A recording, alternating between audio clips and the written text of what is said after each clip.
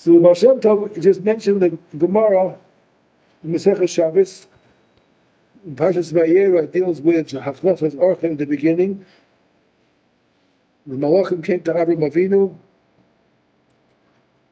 The Gemara says an amazing statement. Gedola Hafnachas Orchem Yosem Mehatpalas Pnei Shechina. To receive in an Oreach is greater than receiving the Shechina. If the Shechina would come to you, could you compare that to an average guest who come to you? What kind of a comparison? It's not even in the same category, not in the same. I don't understand. So the Baal Shem Tov said the following: how to try to give some plausible, digestible understanding of what that could possibly mean. Shemati Mimori. This is talking about his Talmud, Rabbi Yaakov Yosef. The question is obvious. And he says further, sometimes the Oreach comes in and you just waste your time. And you just, have to spend time catering to him, and you can't learn anymore because you're busy taking care of him. So it makes it even worse. Doesn't say what kind of Oreach it is either, any kind of Oreach. It's a Pella. So he wants to say the following. This is the Talmud of or this is the grandson of the Baal Shem Tov. Shemaiti. But think of the word now for a minute now. Oreach. How do you spell Oreach? Aleph Reish. Aleph Vav. Reish Ches. Aleph Vav Reish Ches. Oreach. So it's Or Ches. 215. Not the Gematria. Or Aleph Vav Reish Ches. So he wants to say, you take that word Aleph Vav Reish Ches and split it into two words, Or and Ches. The light from the Ois Ches. What does Ois Ches indicate? What does Ches indicate? Number 8. What does number 8 indicate in the spiritual world? You have number 7, which indicates the natural world. In 7 days the world was created. And what do you do when you want to go higher than nature? You go up to the 8th category. 8th. If you want to think about it from the Sfiros that we have, the lower 7 Sfiros starts from Chesed, Gvura, Teferes is 3. Then you have Netzach, Hod, Yesod, and Malchus, 4. So you have the 7 lower Sfiros. And what is the 8th one above that? You have the 8th one above that is Bina. Kesher, Chochma, Bina, the first 3. Then you have Chesed, or we say the Gematria, the mnemonic device to say it, Bekitzer is Chagat Nehiyam. Chesed, Gvura, Teferes, Netzach, Hod, Yesod, Malchus. So the Ches is in the Olam of Bina. Bina is considered to be like the mother of the natural world. She is above nature, and from her comes the natural world of the 7 lower spheres, which are connected the 7 days of the week. 7 days of the week. That's also interesting to know about the 7 days of the week. We say the first is Chesed. So Yom Rishon today is the Midah of Chesed. Monday is the Midah of Gevura. That's why we have Bahab, fasting on Monday. And then you have again Monday, Thursday, Monday. So Yom Shlishi, Yom Sheneva Kitov. That's Teferes. That's the best. That's the glorious day. Teferes. Then you have Wednesday is Netzach, already going into the future. Then you have Thursday, again, a Hod. Hod also is sort of a word that indicates a certain kind of majesty, a certain kind of, I would say, kingliness. That's also the Midah of Din. Then you have Yesod, which is Friday. Yom Shishi is Friday Yesod.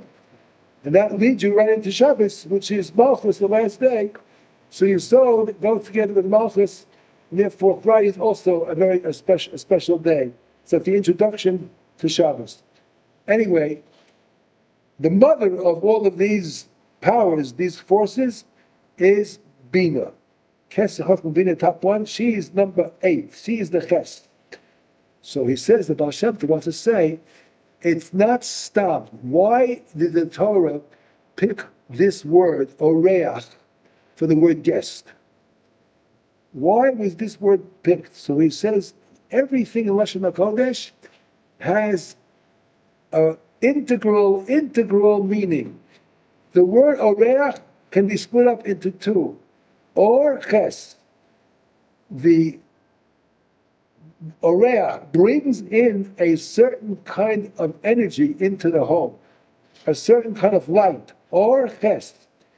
And that is greater than ches, because since it comes from the olam of bina, from the highest level, and therefore it's greater than the Shekhinah. The Shekhinah is the last letter, or the last one on the bottom, that's the Malchus, that's Shekhinah.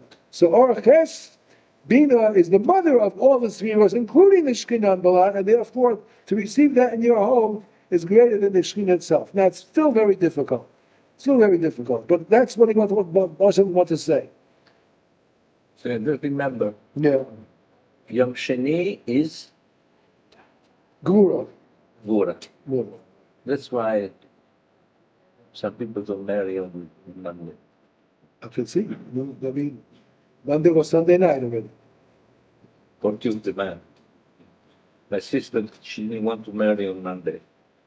On Monday itself, but Monday night is already considered Tuesday. Yeah. That's all right. So he said, now you think of who we're talking about here. Avram Avinu. He is Mekabel the Archon. Avram, what midah does Avraham? Yes, sir. Chesed. Is the first midah underneath number 8. Chesed Chacham and we have Chesed. So Avraham, midah of Chesed, and everything comes from Avraham. He's the first of the 7 law of midas. So everything comes out of him. Or Chesed Holech B'Kol HaSfiros, according to the Arizal. The Chesed is not just one day by itself and go to Monday, Tuesday, Wednesday, Thursday, Friday, and then the Chesed is no more a Chesed. No. The Chesed, being the first of all, has an influence on all the days of the week.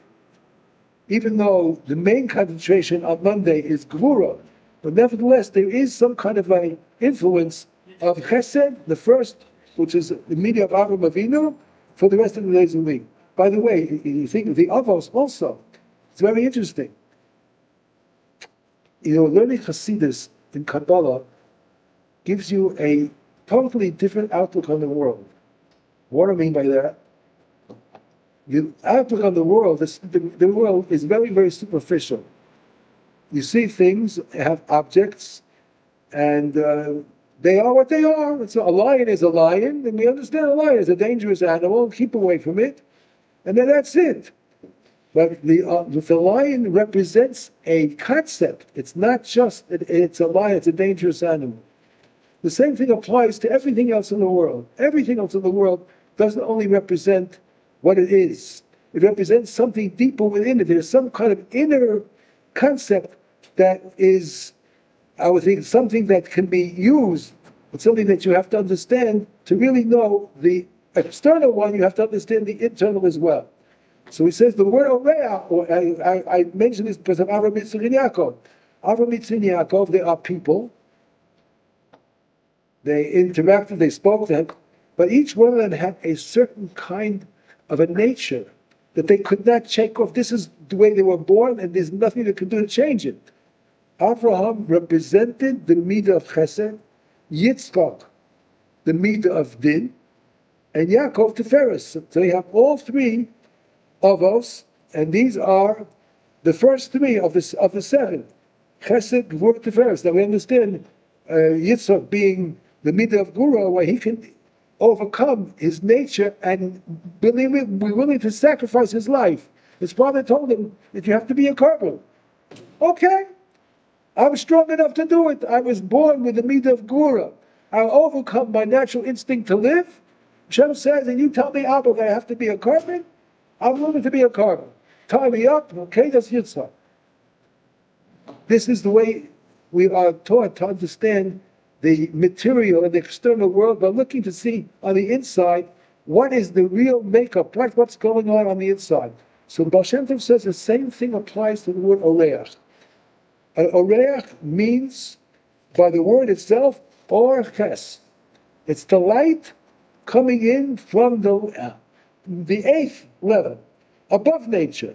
So you who live in a home, and somebody comes to your house, and you accept them, you're bringing in the or of the highest, above the seven, which is a ches, and they're bringing them into your house. And that's greater, of course, than the shkina, which is all the way down at the seventh one on the bottom of Malchus. Or ches, machnis or habina b'kol asmiro. So l'chein zocher Avraham l'kol ha'torah b'yedeh. Avraham, because he brought in the or ches into his home, he was able to call Torah al yidei tosefes hey b'shmo. They added from Avraham to be Avraham. First it was Avraham, they added a hey. Very interesting. Kihu olam habida shemishom yotzei haTorah. Now understand this. Again, we're learning from Chassidus how multifaceted everything is. If you think of the Shem Hashem, Yud Hey Vav Hey, that is I would say, the root of everything. Everything comes from HaKadosh Baruch Hu. Everything comes from Hashem. Hashem created the world. We say Shema Yisrael Hashem Elokeinu. We don't just say Hashem Elokeinu. Even we say Bereshit Bora Elokim Es Hashemayim Es Haaretz. And that Elokim is the same word as Elokeinu in Kriya Shema. But in Kriya Shema you have an extra word Hashem Elokeinu. And in Bereshit itself, later on in Bereshit, even though it says Bereshit Bora Elokim Es Hashemayim Es Haaretz, it says later on in Bereshit Hashem Elokim also. Add the word Hashem. Why was that so? Why? Because Elokim is the meter of din. That is the forces of nature. When Hashem created the world with the forces of nature. Bereshit bara Elokim, and Elokim is 86, which is the forces of nature. But Hashem knew when He created the world that the world would not be able to exist only by the laws of nature. There had to be room for flexibility, room for going above the laws of nature. It's impossible for only laws of nature, which are very, very strict. Laws of nature, that they work in a certain way, and if you don't go according to the laws of nature, you're going to fall, you're going to fail. So the only way to be able to continue to exist is if you add another force above nature, and that is Hashem. The Yud Kei Vav Kei is the shape of Rachamim. But it's so interesting, within the shape of Yud Kei Vav Kei itself, you have all the 10 spheros. How do you have 10 spheros in the shape of Yud Kei Vav Kei? You have to picture it now in your mind. Now, not the Yud Kei Vav Kei that we're thinking about, but the Yud Kei Vav Kei as it's written in the Sefer Torah. So you have just the letter itself. You have the Yud and a Hey, and then the Vav and a Hey. So the Yud, the first Yud, is Chochmah. The Hey is Bina. And we didn't say the first one above Chochmah is Kesed Chochmah Bina, but we're starting off with the Yud. The Yud is Chochmah, the Hey is Bina, then you have the Vav. The Vav is the six spheres which come afterwards. Chesed, Gvur, Tiferes, Netzachot Yisod, that's the Vav. And the last Hey is the Shechina, which is Malchus. So already you have 9 spheros represented by the Shem Hashem. Where's the 10th? The 10th is something which is inconceivable. It's something which is so high up. It's a chick. Huh? What? The coats, if you look at the Sefer Torah or the Mezuzah, the Ksav Ashuris, on top of the Yud is a little stem which proceeds upwards. That little coats, what we call the coats Hayud, represents the Kesser. Why is that so? Why? All the other Sfiros have a letter that represents them. But the Kesser doesn't even have a full letter. Has only a little asterisk, so to speak, little coats. Why? Because the Kesser is inconceivable. It doesn't even have the ability to take on the form of a letter. It's so high up. It only has a little Kesser. It's the most powerful, the most important of all of them, and it's the most difficult to conceive of. It's closest to Hashem. It's close to Ein Sof. Hashem himself has no way of being described. You can't describe Hashem. It's indescribable. It's something which is infinite, something which exists. It's Haya, it's Hova for year, something we can't understand. How could something be totally timeless? I mean, it's always there. It's always there. That's Hashem. Hashem is not bound by time at all. He's past, he's present, and future. That means to say, everything that's going on, the entire world, we say that our world 6,000 years, as far as Hashem is concerned, it's all in the present. It's all in the present. Only for us who live within the natural world, the way the world works, there's such a thing as past, present, and future. As far as Hashem is concerned, everything is happening simultaneously. There is no such thing as past, present, and future. So as far as Hashem is concerned, to be a little bit more, I would say, practical, the Shoah is going on right now. It didn't happen in 1938, 39, 40, it didn't happen. It's going on right now. The Shoah is going on right now. Mashiach is not here yet for us. But as far as Hashem is concerned, it's here now also. Well, we are not zeichef to it yet. We aren't zeichef. We live in time. Hashem doesn't live in time. He's above time. Mashiach exists. The Beis HaMikdash exists. Everything is happening in the present. This is something which is not possible for a human being to grasp. We just talk about it. We understand the idea, but we can't really experience it. It's impossible for us to experience it. We learn all of these concepts and the ways of looking at life from Chassidus and Kabbalah. When Hashem gave the Torah to Moshe and Har Sinai, this was all given over to him to pass on to Am Yisrael also. The others, they had it before Moshe. And before Moshe, the Marisha, of course they had it. They understood this at all. They understood it. Human beings, they realized that they were mugbal, that they were limited in many ways. But they understood there's something above it. So anyway, we're getting back to this idea again here, all starting from this orches. Yeah. I have a question. We said before that there is the essence of a person. Hesed, Hura, Tiferet, everybody has got his shoresh. But we also said that when a father gives a name to the children, he's got kind of nevuah, and he's giving a name. Let's say somebody is called Avraham.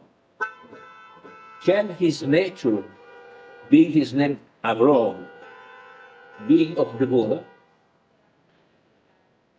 Let's put it this way. A person is very complex. He's not so simple. But the most let's take Avraham Avinu, the most outstanding of his is chesed. So every person has something which is very, very outstanding. What is predominant? What is it in the name? Correct. This is the predominant. The name would be the correct. And you ask, can you change the name? Of course you can change the name. It's been done throughout history. People change names. I did it for people also. You can change your name. But the Rebbe, understanding what he says, held that, as we said before, a person is given a name, Baruch HaKodesh Min HaShamayim. The parents happen to be just the shlichim to give it over. But it was already Min HaShamayim decided on what his name should be. So he was not so, as you said, but he changed. It casually happened, like Stanzo. All right, but a name is a name. But sometimes a person, let's say you have parents who are not religious. You say parents, no, they give a child a name Nimrod. Yes. By the non-religious, that's supposed to be a name of power, of someone who someone who's really have to be afraid of this person.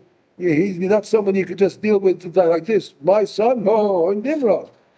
And then all of a sudden becomes about tshuva. Nimrod becomes about tshuva.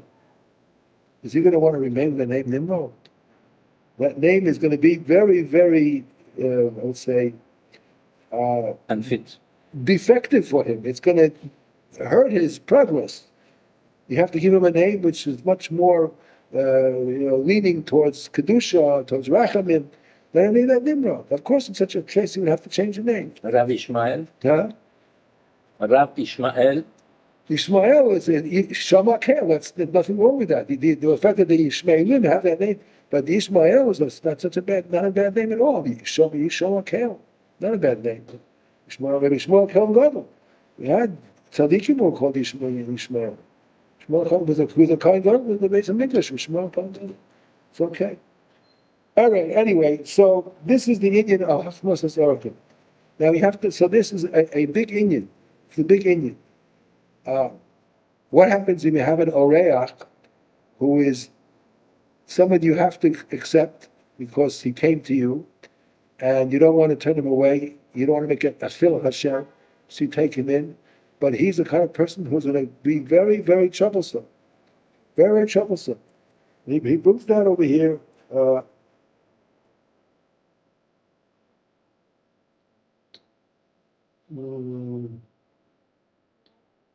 was it? Oh yeah, we mentioned it before. Sometimes the oreach that you have can cause you a lot of aggravation, and it could cause you to be upset. And a person who talks lashon hara, and he tells you stories about all different people.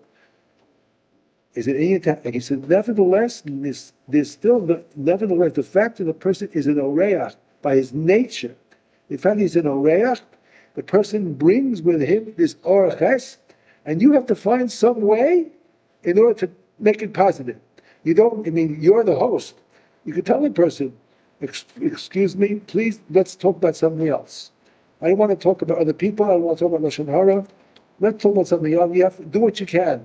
But to turn away somebody who needs your being his host, that is one thing you shouldn't do. It's a very, very big mitzvah, hachmosas orchim. Our great father, Avraham Avinu, was very, very makpid on hachmosas orchim. So therefore, we have to follow along and do the chesed and bring this person in. But if he tries to do things which are against the Torah, we have to tell him, I'm sorry, we have to change the topic, we have to do other things, and I'm not sending you away, but we have to live according to what the Torah says, no lashon hara, and so on and so forth. Okay. Now, there's more things that we could say about this, but I want to make sure we get to this topic and not miss it before the share today. We can go back to this afterwards, but I want to get to this also. It's very important because it deals with something which is very close to everybody. That's the union of yard sites. Mm-hmm. Union of yard sites. That's something which is very, very meaningful to everyone, the union of yard sites. So Baal Shem Tov discusses it in this Parshah. So I want to talk about it, so we should have the information, and you'll be able to use it. Okay, it goes on the Pasuk. L'man asher yitzaveh es bonav ve'es beiso acharov. V'shom b'derech Hashem l'man hevi al Hashem al Avraham. Okay, that's the Pasuk. So he says the Baal Shem Tov. Shemaiti perish Pasuk.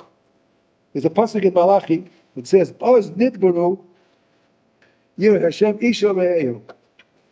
The two people are going to talk. Nidbaru yireh Hashem. It means that these two people, yireh Hashem isha ve'ehu. Vayakshav Hashem vayishma.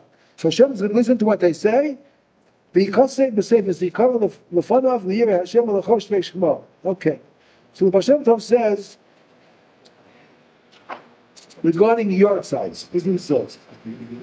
What is the yard site? Yard site is Yom Shemesu Bo'aviv V'Imo. Why is it so special this day? Mishum Shebiyom Shemesu, on the day that a person has a yard site. That means on that day, every single year of the yard site, Domin as Nishmas Aviv V'Imo. Imiyadu Lamala La'olam Ha'elyon, if they're going to be raised up in Shamayim to a higher place or not. This is what happened on the yard site. The Oz, Kodim Shiyaleh, Le'olam Ha'elyon, before they raise the person up to Shamayim to a higher level, they first have to go through a judgment to see if he's worthy of being elevated. Done it also. They have to pass it all. It depends how many years. It was that he was nifted, but every year they take on not all of his life, take on parts of his life, and as the years go on and on and on, they get to the smallest details. The smallest details of the person. In the first years, I guess they take the main things, main events of his life, the main deeds that he's done. But every year, It gets, more delicate and more delicate and more delicate, till, and it gets older and older and older. They do the finest little things. Even the machshavas of the person, they'll judge all that too. Before they're able to raise him up higher, he has to go through some kind of judgment. This neshama of the nifta has to go through some kind of judgment. Okay.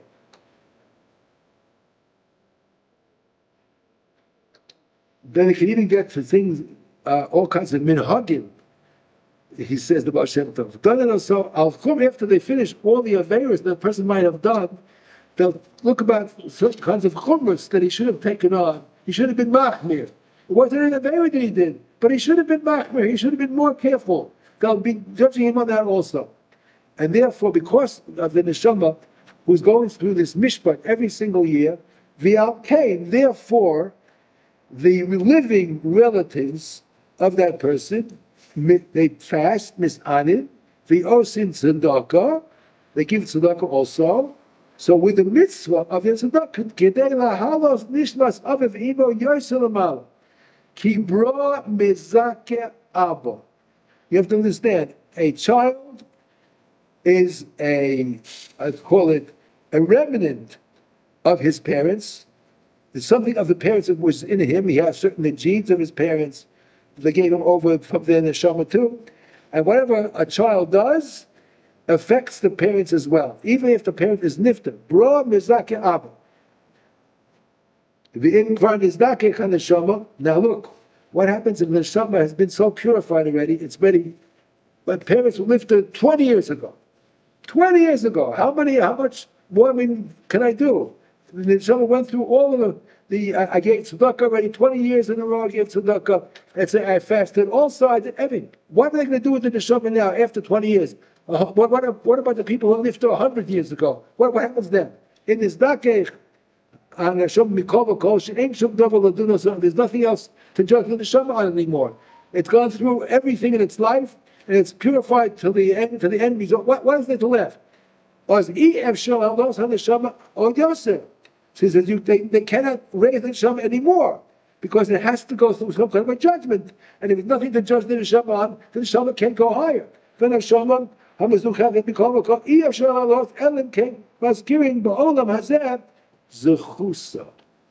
something very interesting. Another way to have the neshama elevated is to mention in this world the good deeds that person did in his lifetime. Yeah, mentions the haskir it's the chusa umaisim toivim shelo shasa b'chayot oz yuchal alos yoselamah. Very, very important when you're talking about people who are nifter in the family, and you want to do them a taiva. First of all, don't mention the things that they did that you were not happy about. Mention only the good things that they did. That also has the zchut to raise the neshama higher and higher and higher.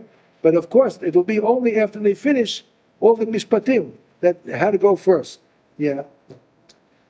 My late father used to say, "Haranot."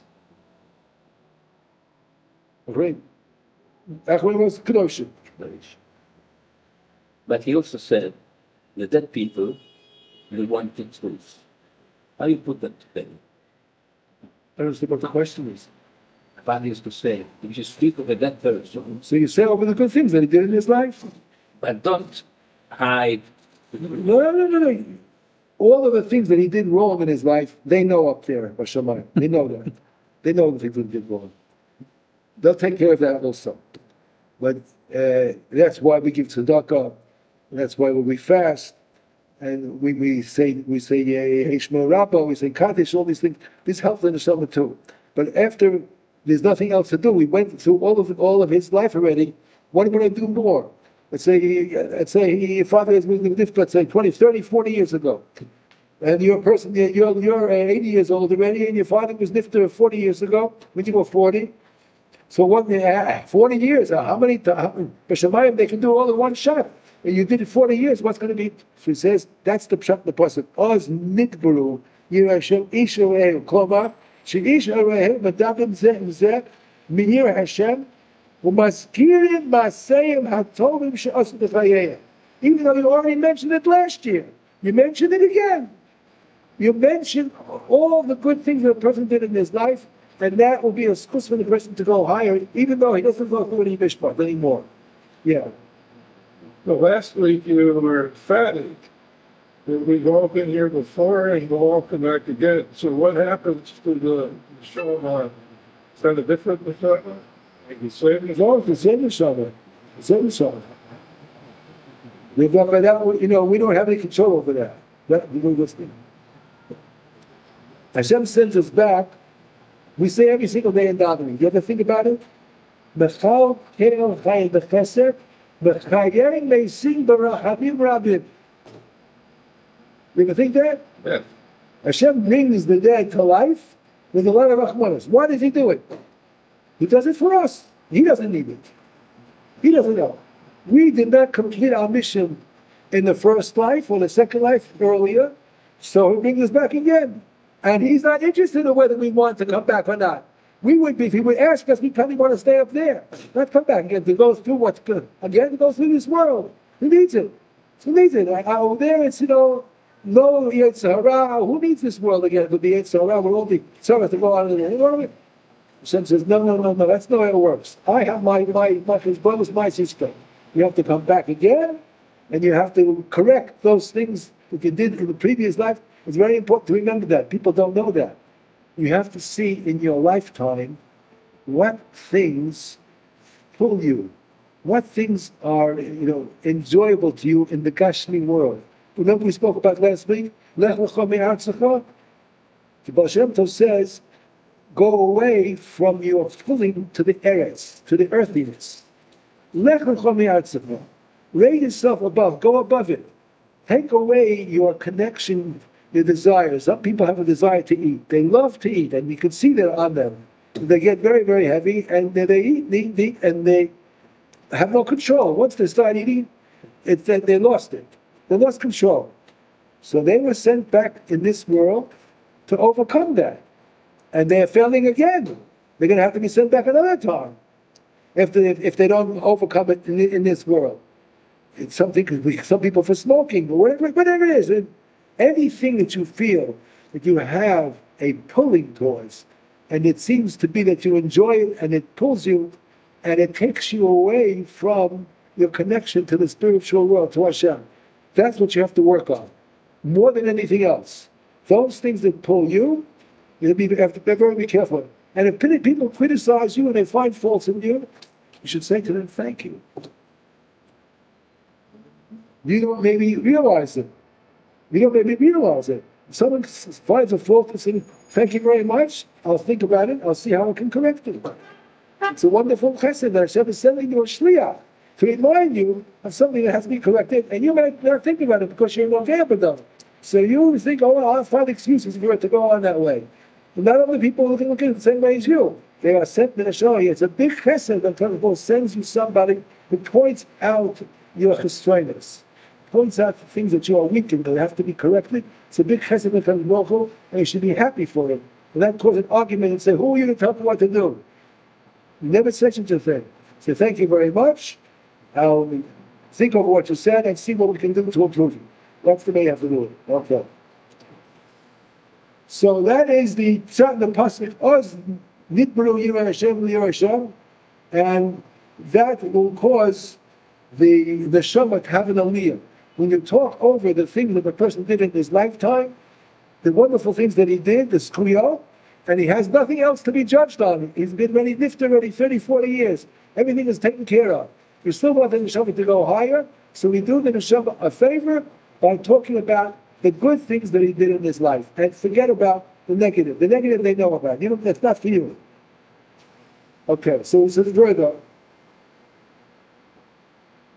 Rotzeloma, Heim Atzma, Osam, Ish Areyeu, Hamadabrim, Vayeira Hashem, having my sin Tovim, Umidhageyev, Vidachayim, Vavot Hashem Yisbarach, Nikoem Choshvei Shema, Kitadikim Hein Makava. You are like the Makava, you are bringing the Shekhinah down, and it's going to rest upon you. Listen to what your words are. And these words that you say to somebody else about the person's good deeds are mentioned in Shemayim in this card with Hashem is Baruch Yeshua Zeh Shegomu Aliyah L'Neshamas HaTzadikim Al Kamata. Okay. Now he brings something else down here. We know that very often on the York side, people learn Mishnayos. Why do they learn Mishnayos? Because the word Mishnah has the word Neshama in it, the same letters. Men, Shin, Nun, Hey. It's the same word as Neshama, Nin, Shun, Mem, Nun, Shin, Mem, Hey, just pushed around. And there's a parak in Mesechus Mikvos. 109. Oh, no. The seventh parak, I think it is. Parak, and it has those Neshamas in it, and those Mishnayos in it. And we learn those Mishnayos because of the word Neshama. But that's Neshama, it's only 4. But there are 7 Mishnayos in that parak. There's 3 more, and he says the Baal Shem Tov is the following. Where is it? Oh, here it is. Okay. Mesechus Mikvos, parak Zayin, Mesechus Mikvos. That's where you'll find it. He found the following. We found from the Baal Shem Tov on, and his Rebbe Eliyahu Hanavi. Parak Zayin, there are 7 Mishnayos. These 7 Mishnayos also can raise the neshama of the nifter. L'chein, the Avel called Yud Beis Chodesh every month of the 12 months of Avelus. Yilmod Bo, he should learn in this parak over and over and over again. L'sakei nishmas Avel ve'imo ukrovov, or if it's not all parents, could be another relative. V'ohavov, somebody else who's not related to you at all. Just you knew about the person, and you want his neshama to be elevated. You learn the Mishnayos in the schus of this person, for the schus of this person. What about healing 119? He's talking about the Mishnayos, meanwhile. Now, what about the first 3? The first 3 of the Mishnayos in this parak are not the Osius Neshama. They are Aleph, Yud, Hey. It starts off Yesh, and Elu, and Hidiyach. The Aleph, Yud, Hey, we know that word from Kedusha. Aye Makom Kavodo. The Aye. That's the first 3. The last 4 start off Nafal, Shlosha, Mikveh, Hitbil, and the Kavanas of the word Neshama. V'yechaven, and what should be a Kavana when you're learning this?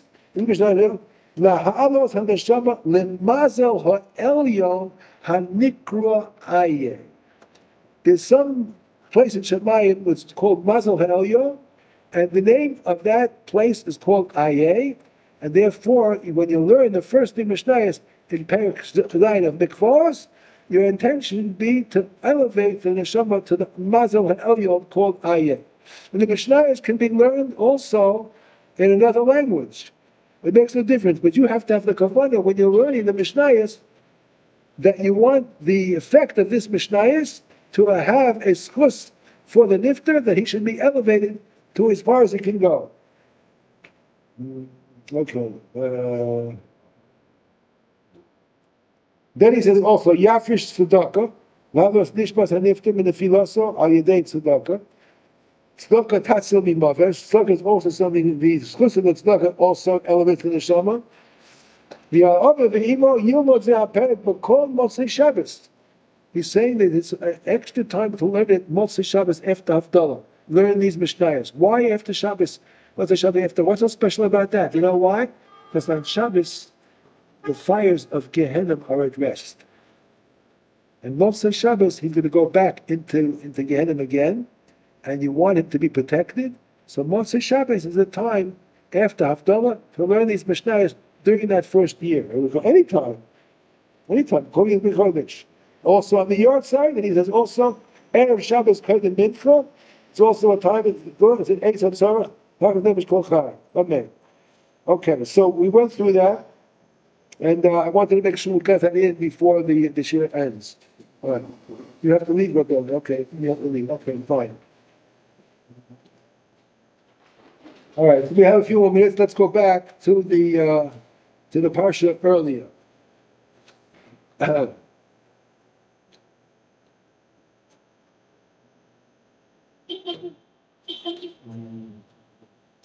Okay, here's something also which is quite interesting, and it's useful if you want to use it.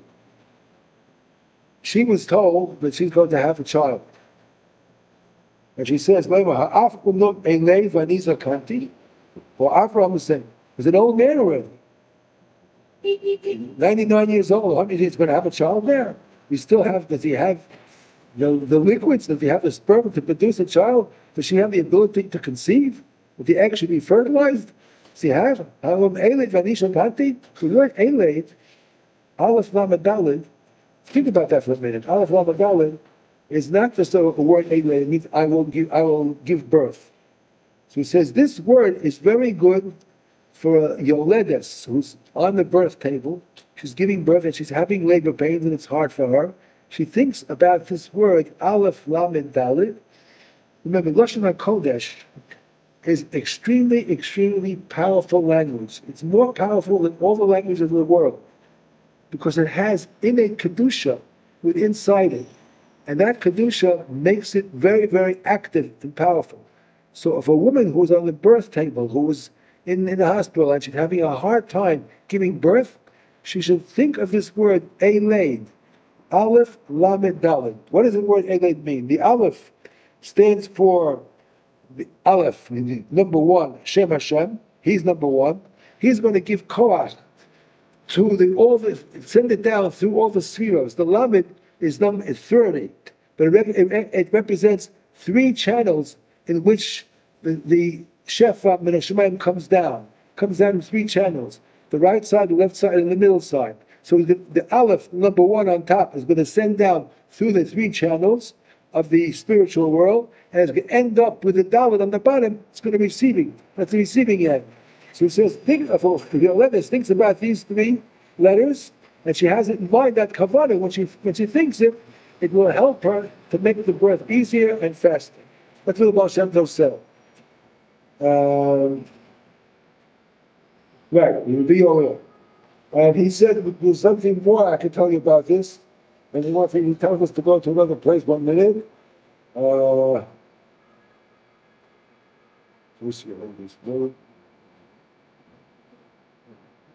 Yes, I remember now. If you think about the words that we say in davening every single day, Atov Gibor Le'olam Adonai, right? Atov Gibor Le'olam Adonai. The Rosh Tefos of that is Aleph, Atov, Gimel, Gibor, Lamed, Le'olam, Aleph Adonai. Atov Gibor Le'olam Adonai. That's Aleph, Gimel, Lamed, Aleph. We're going to call it Eglet. Eglet. If you take those letters, how much do they add up to? Aleph and Gimel is 4. The Lamed is 30, right? And then the last Aleph is again 4, right? Again, a Dalet. One. There's 2 Alephs, and one at the beginning, one at the end. That's 2. Then you have the Gimel is 3. 2 and 3 is 5. Then you have the Dalet, the Lamed in the middle. That's 35. Think of the word Eiled. How much is Eiled? Aleph, Lamed, Dalet. Also, exactly. Lamed is 30, and Aleph, Dalet, beginning to the end, is again 5, 35. So talking more Adonai, you can switch it in your mind and say, Eiled. Who says, if you want to get some kind of a new, let's say, power given to you, you want to have a rebirthing of your neshama, you want to have some kind of injection of newness coming to yourself, you go to the mikveh, think of those 2 words. Atov Gibor Le'olam becomes Eiled, and I want the new, I would say, energy that's going to come down, give me this newness, a rebirthing, so to speak, to come through because of the core of those letters. And it all depends on your kavanah. Where it's just not enough to think, say what. You have to think, I want the energy to come down through the koach of the Lashon HaKodesh of Eiled. I'm taking the word Atov Gibor Le'olam Adonai, and I'm switching it to Eiled, which is the same gematria of 35.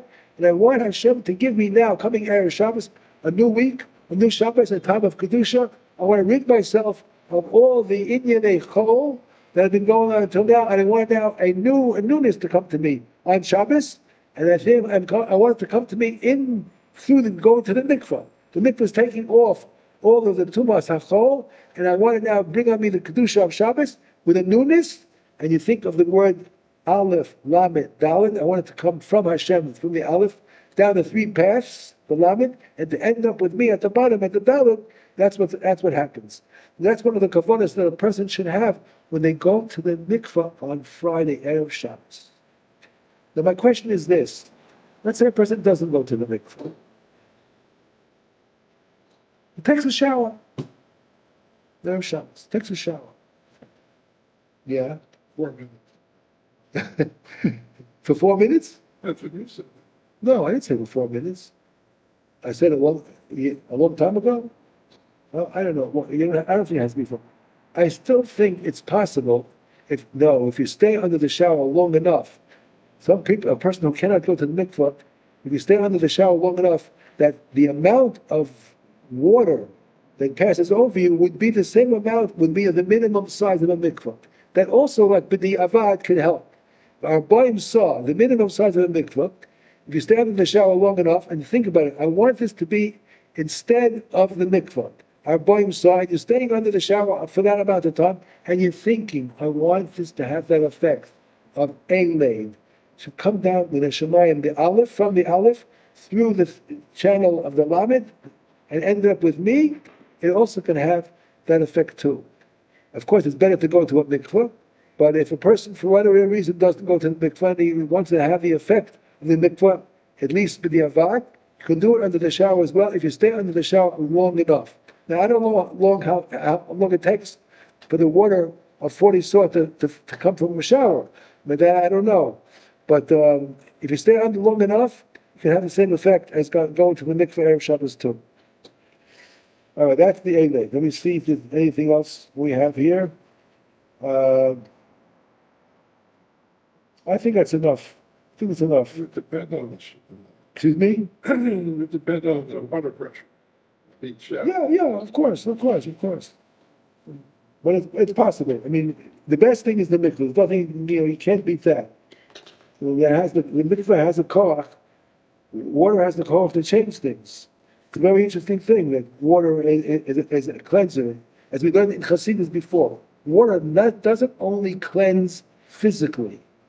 Chassidus and Kabbalah teach us to look also at the inner, I would say, inner energies of what this happens to be. Water has on the external side a cleansing power. Person is dirty, you take water and you wash off the dirt, you become clean. So if it has that power on the external level, it has that power on the internal spiritual level as well. And therefore the mikvah has that koach to cleanse the neshama, to remove the tumah and to bring the tara. It happens throughout the Kol HaTorah Kula. You have the Mitzvah has to go to the mikvah. A woman who's in need has to go to the mikvah. If you take a medical test of a woman who is tamei, she's having a menstrual cycle, and afterwards she doesn't have the cycle anymore, she takes a shot. Will they see a difference in her spiritually? They won't see any difference spiritually. They say now she has her menstrual cycle, now she doesn't have it. So now she's clean. But there's no spiritual awareness. But that losing of the blood makes the woman also tamei in the spiritual realm. And that tumah has to be relieved. And if it's not relieved with the core of the mikvah, it stays for her entire life. It stays there. It has to have that spiritual cleansing ability of water. The spirit, a shower, I don't know if a shower can help. We won't play around with a shower. For a man, we can play around with a shower to be a bimkom for the mikvah. But for a woman, or a person who's really tamei, like a matzorah or something of that nature, then we have to have the real makor. You have to have the actual mikvah itself, or to go into the ocean, or to a river of some kind, a real, heavy body of water that has that amount, that has the power to change. Now, it's very interesting. How much is the minimum size of a mikvah? How much it has to have what we call 40 saw, our bottom saw. The number 40 indicates a change. Has the power to change. That number of 40 saw is the power of change. That's why you need a river or a lake or the ocean, they have, of course, much more than 40 saw. But a bathtub wouldn't be enough. It has to be natural water also. Not water that came into the bathtub. Wouldn't be. I doubt you could put the 40 saw in a bathtub anyway. But it has to be 40. 40 has that power of change. Therefore, we go into a mikvah, or to the lake, or to a yam, to make that change. All right, I want to say that's it for today. I hope to be able to use the material that we learned today. Use it practically. Use it practically. It's very, very important. Every time a person learns something, it's brought down in the survey. You should always think, what can I use practically to apply to myself from what I learned today? It shouldn't be something which is just something theoretical, goes in one ear and goes out the other, and we go on with life. If you learn something that's practical and use it, then that's what we learn saying Kriya Shema every single day. Avinu avarach amrach avrachem aleinu saying libinu bino lohavin lahaskil lishmar v'lasos v'lakayim. Not only lohavin lahaskil, but lishmar v'lasos v'lakayim. We should also use what we're learning to be makayim, what we learn, to practice it, to apply it. That's the ikar. Okay, what was it? Call to.